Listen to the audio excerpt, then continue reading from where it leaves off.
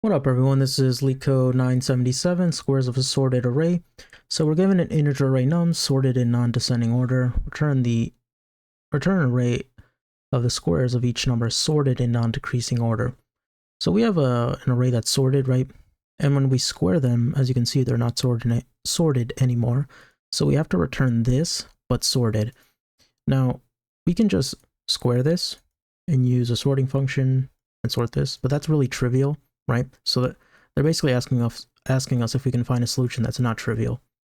So the way we would approach this is using 2 pointers. Okay, we're going to square from the edges, or from the left. We're going to start at the left and the right, right? Because this is sorted. This input array is sorted.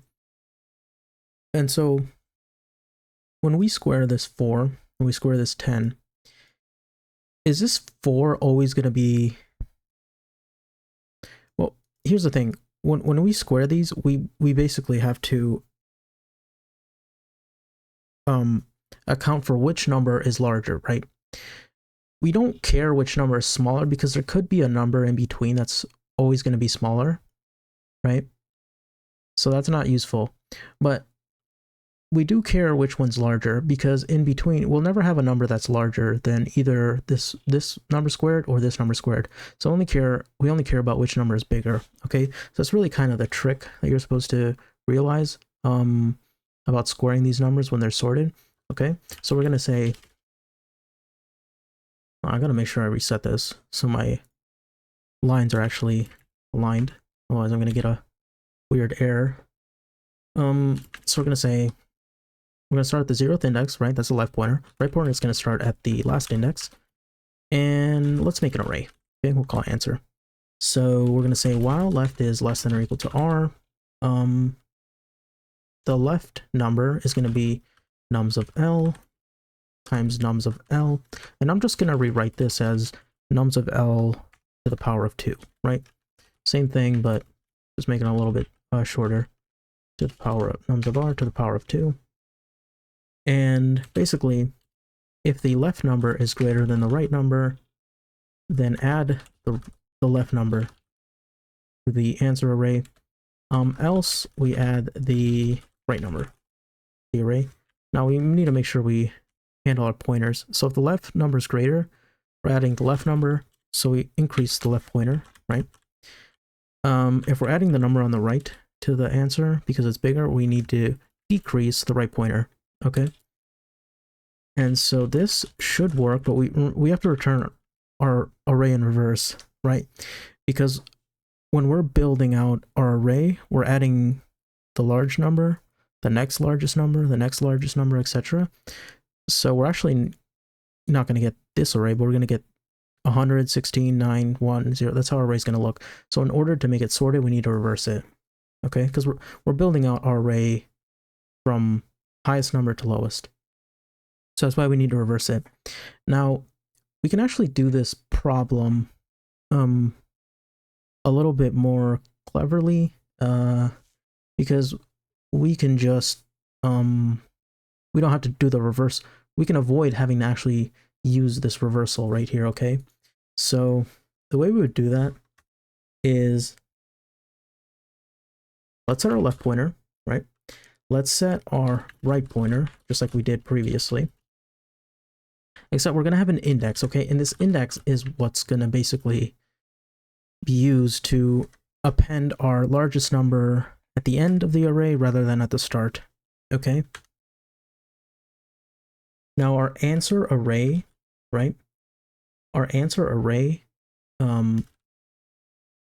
we can basically create it as the length of nums, right? Because obviously if there's 5 elements in our input array, then basically when we square and sort them, we should have 5 elements in the final answer array as well, right? Because we're not adding anything, we're not deleting anything. So, so we're gonna say while left less than or equal to r. Let's get the left square. I'll just call it left square instead of left, just so it's a little bit more clear. And I guess I'll write this out. I could do power of 2 again, but I'll just do this just to make it a little bit more clear to you what's occurring. We're going to say nums of r. Okay, basically, if the left square is larger than the right square, what do we need to do here, right? We need to append in our answer at what index? At the index, which is going to be, initially it's going to be the last index, right? So we add the largest number at the last index, okay?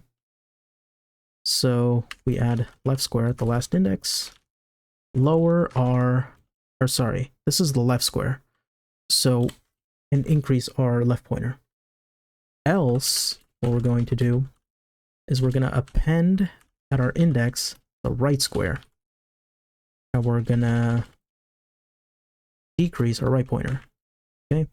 At the end of, no matter if we enter the if or the else, we need to decrease the index as well, right? And so, really, this solution is basically the same as the first one. The only difference is we're not actually reversing at the end. We're reversing, it's already, we're basically sorting it as we go. Rather, well, technically the first solution I showed you is sorted. It's just sorted in the wrong order, right? From highest to lowest instead of lowest to highest. With this way, doing it this way, we're basically plugging the largest number at the end and then next largest at the index that we're decreasing over time, right? So just to kind of go through an example, make sure you understand here. Right, we take -4 and take 10 and we square both, so we're going to get 16 and 100.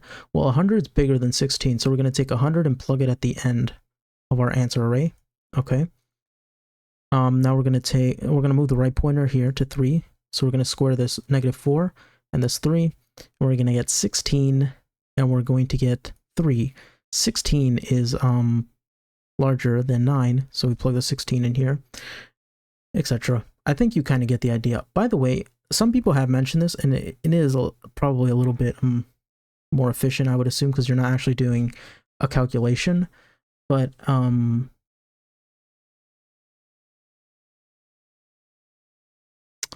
people have done the absolute value of nums of L, if that's greater than the absolute value of nums of R, right?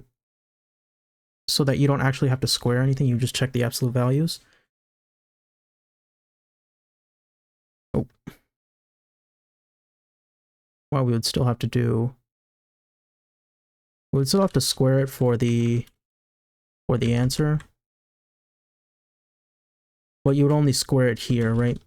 In either case, it doesn't matter because you have to square it to actually put it in your answer array, but you can actually do the checking this way or the previous way. I don't think either one is fine. Like, I don't think one's that more.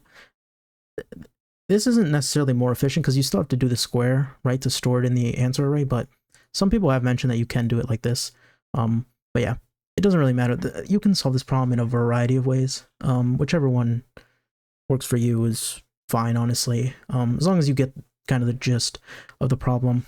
Also, to those of you who have been following the Grind 75 playlist, congrats. This is our final easy problem.